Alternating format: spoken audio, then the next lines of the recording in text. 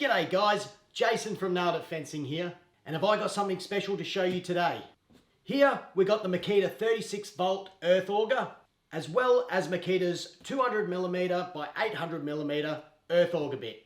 Let's go through a quick unboxing, we'll run through the stats, and then we'll take it outside for a test spin. Out of the box you get your manual. Here's the reaction receiver. Now the side handle. Little bag of bolts and Allen keys. Bit adapter. And now the auger main body. First thing we're going to do is take the Allen key and remove the bolts from this top handle. We won't be using these bolts again. We'll actually be replacing these with longer bolts.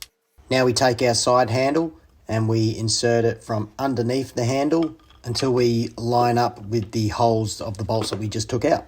We're going to take the longer bolts, which replace those shorter bolts, and insert them into that same hole. We're then going to take the much thicker bolt and shorter bolt and put it in the hole next to it.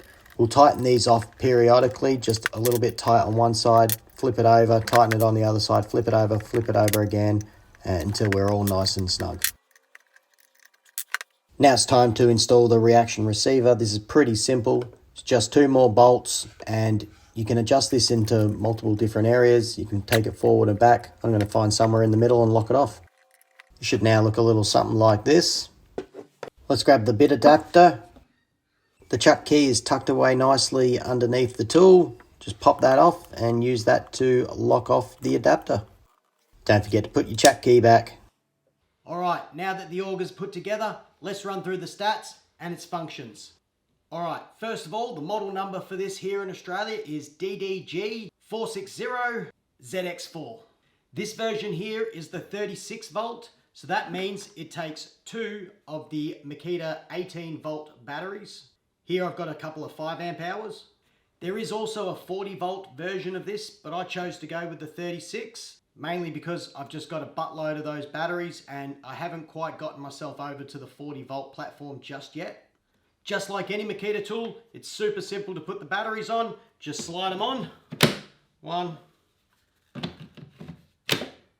And that's 2.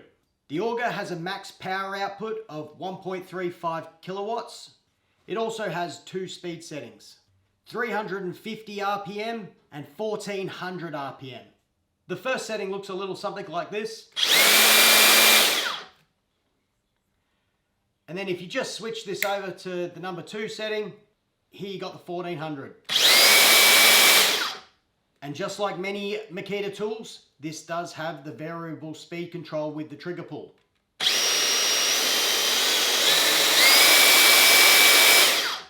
Alright, now that we've gone through all that, let's take a look at Makita's Auger Bit. Alright, there you have it. That's Makita's Auger Bit right there. I mean, it's pretty suck egg stuff. You got your clip up here.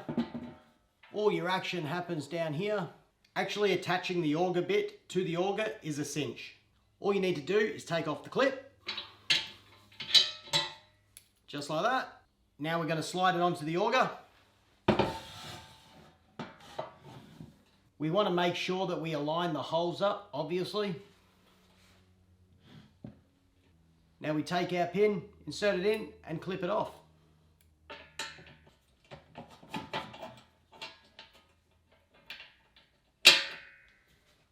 Job done. Now that we've got it all set up, let's go take her out for a spin. Alright, we're out on site now. I'm just at a mate's block of land and we're going to test this out and put a few holes in the ground, see how she goes.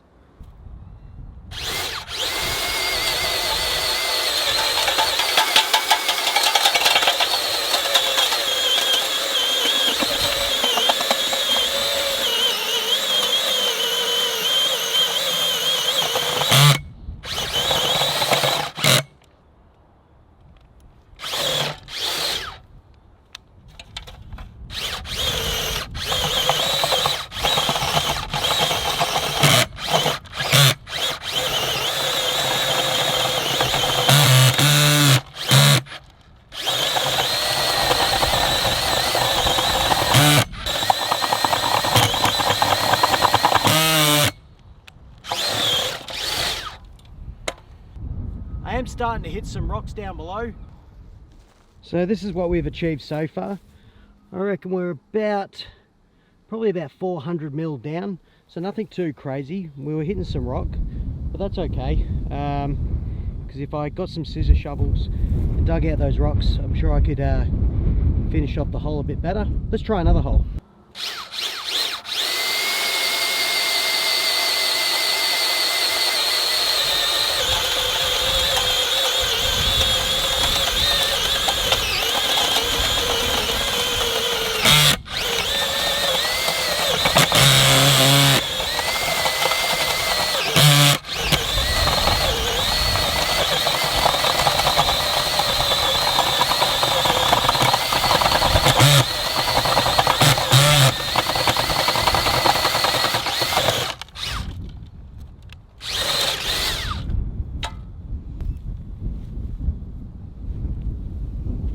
Down below, we've got chunks of rock like this, and it doesn't matter really what kind of auger you have. These are never great, and they often stop you. Let's see what happens when I also bring out the scissor shovels, clear out the hole a little bit, and then continue digging.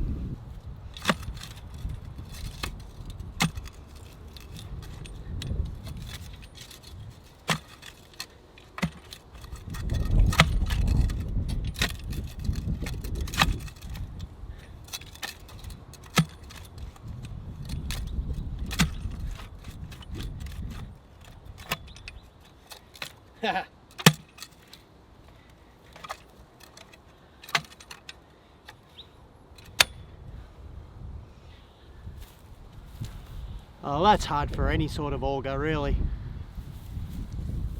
Let's try again.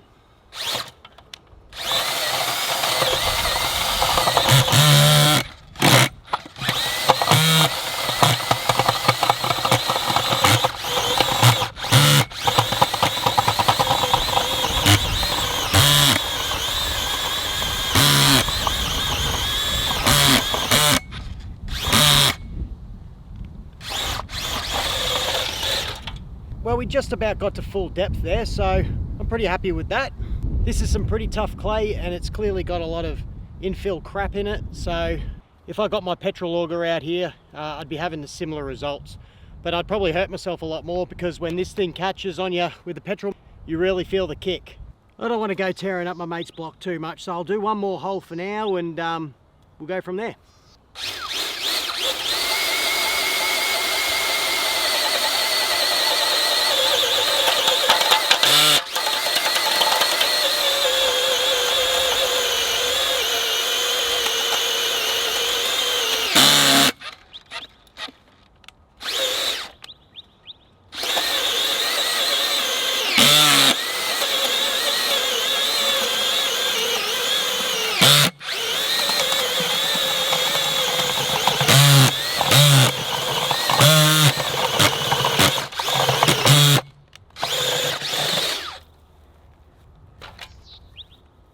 Yeah, once again, I'm still hitting that, all those concrete bits of infill, bits of brick and all that sort of stuff. But hey, for what I usually need it for, in the area that I live, yeah, this seems to be going all right.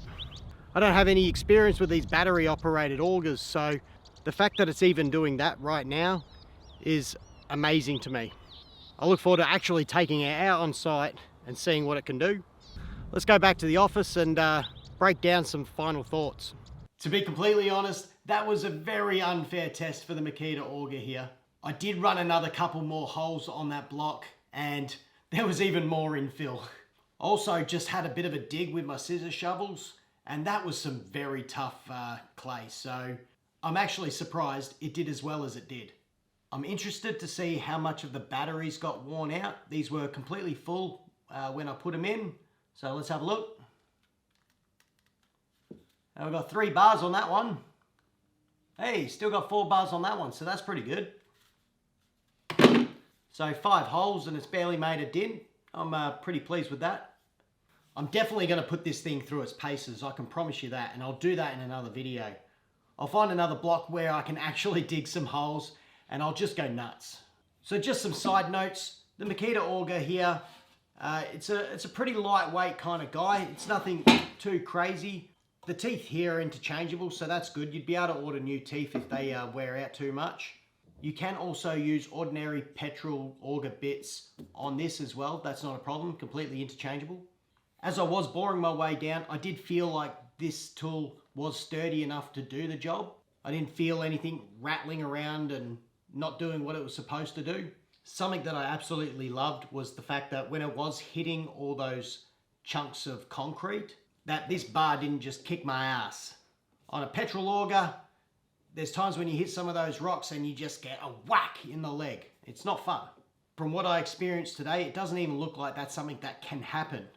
So that's a massive bonus to me. Well, I think I've prattled on for long enough now. I really appreciate the fact that you stuck around and watched. I will come out with some more updates, but I would really love to know your experience if you've been using the 36 volt or the 40 volt. How have you found that it runs? And if you've got any questions for me and you want me to test it out in any way, shape or form, hit me up in the comments and I'll see what I can do for you. If you found this video helpful, please hit that like button. And if you want to see more of what we get up to here at Nailed It Fencing, just make sure you subscribe. All right, guys, thanks for watching.